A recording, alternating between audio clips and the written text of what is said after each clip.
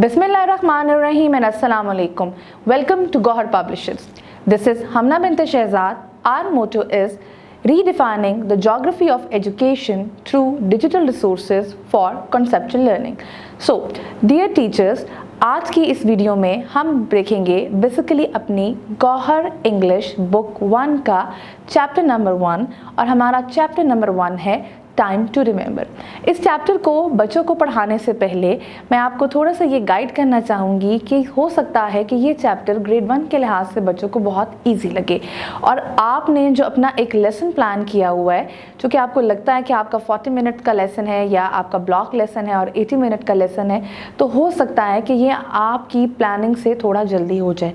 अब ये जल्दी क्यों होगा? ये हमारा जल्दी इसलिए हो सकता है कि इसमें सारी की सारी हमारे पास रीइंफोर्समेंट है, जो रीइंफोर्समेंट हमारा बच्चा क्लास नर्सरी और क्लास केजी में आया हुआ है।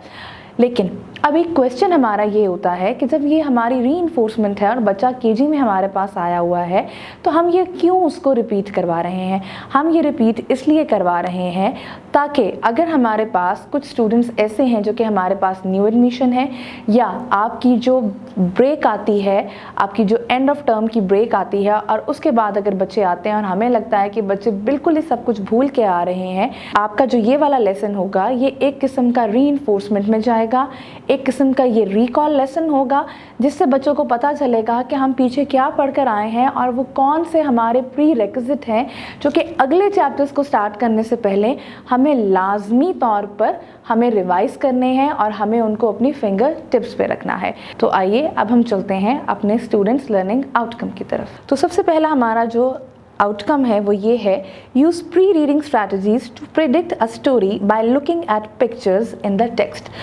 अब इससे मुराद क्या है? इससे मुराद हमारी ये है कि आप जब भी कोई लेसन पढ़ रहे हैं या जब भी कोई एक्सरसाइज कर रहे हैं तो उसके अंदर जो भी पिक्चर्स आएँ, जैसे कि हमारे इस यूनिट नंबर 1 में कोई स्टोरी तो नहीं है लेकिन हम इसमें कुछ लेटर्स को मैच करवाएंगे पिक्चर्स के साथ, तो इससे मुराद ये है कि आपने पिक्चर्स को बड़ी शार्प आई से देखना है और उसके बाद क्रिटिकल थिंकिंग करते हुए आपने देखना है कि ये जो पिक्चर है इसकी जो बिगिनिंग साउंड है वो कौन से लेटर से मिलती है।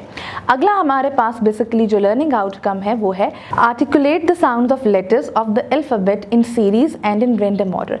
ये वाला आउटकम हमें ये कह रहा है कि अगर हम अपने बच्चे को कोई रैंडम फ्लैश कार्ड भी दिखाते हैं और पूछते हैं कि ये लेटर है, इसका लेटर का क्या नाम है और लेटर की हमारे पास साउंड क्या है, तो आपका स्टूडेंट रैंडम साउंड को भी जो है वो आपका आइडेंटिफाई कर सके और इसके अलावा वर्बली ऑर्डर में ए से जेड तक पूरी की पूरी जो आपकी अल्फ़ाबेट है उसको भी आपको सुना सके।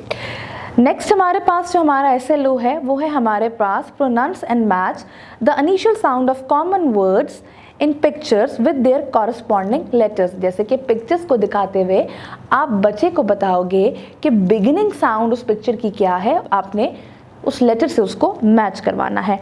Practice holding a pencil correctly. बच्चे की पेंसिल ग्रिप जो है आपने वो उसकी जो है वो आपने डेवलप करनी है। अब उसके लिए आप कौन कौन सी एक्टिविटीज़ इस्तेमाल कर सकती हैं? आप बहुत सारी एक्टिविटीज़ इस्तेमाल कर सकती हैं। आप पेपर टेयरिंग करवा सकती हैं, आप पेपर को क्रश करवा सकती हैं। ये पेंसिल होल्डिंग की प्रैक्टिस के लिए वो एक्टिविटीज़ हैं जो कि आप कर सकती हैं। देन उसके बाद हमारा अगला आउटकम आता है trace and draw vertical, horizontal, slanted and curved lines forward and backwards. Trace and draw circles, curves and strokes।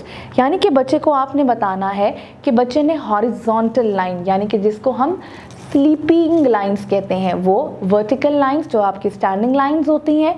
Then उसके बाद आपने बच्चे को स्लांट लाइन यानी कि तिरछी लाइन सिखाना, बोथ डायरेक्शंस में, फॉरवर्ड भी यानी कि आगे की तरफ भी और बैकवर्ड भी यानी कि पीछे की तरफ भी। बच्चे को सर्कल्स ड्रॉ करने आते हो, बच्चे को वेवी लाइंस ड्रॉ करनी आती हो, बच्चे को कर्व्ड यानी कि जो हाफ शेप बनाते हैं सर्कल की वो भी आनी चाहिए। देन उसके बाद recognise that English is written from left to right. Very very important SLO। बच्चे को यहाँ हमने बताना है कि इंग्लिश और उर्दू इन लैंग्वेजेस में फ़र्क है।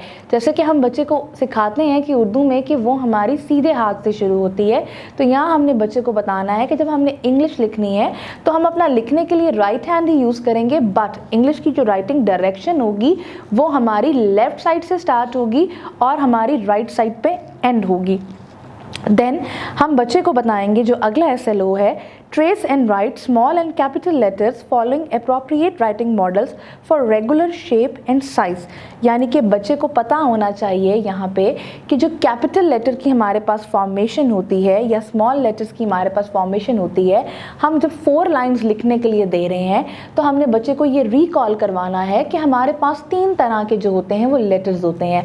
हमारे पास हमारे स्काई लेटर्स होते हैं, हमारे पास हमारे ग्रास लेटर्स होते हैं और हमारे पास हमारे रूट लेटर्स होते हैं।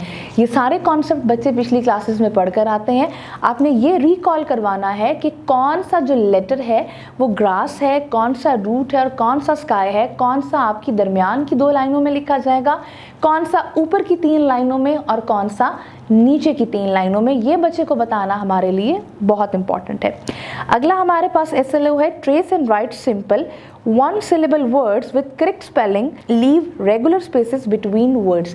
यहाँ पे जब हम syllable की बात करते हैं तो syllable से हमारी मुराद ये है कि वो वाले वर्ड जिनमें 1 वाउल साउंड आ रही है, जैसे कि हमारे CBC वर्ड्स, बच्चे 3 लेटर वर्ड्स ये वाले पीछे KG में पढ़कर आते हैं। यहाँ पर आपने उन बच्चों को इसकी रिकग्निशन करवानी है, बच्चों को ये ट्रेस करने सिखाने हैं और बच्चों को ये लिखवाने सिखाने हैं। तो डियर टीचर्स, ये थी हमारी आज की स्टूडेंट्स लर्निंग आउटकम की डिस्क्रिप्शन।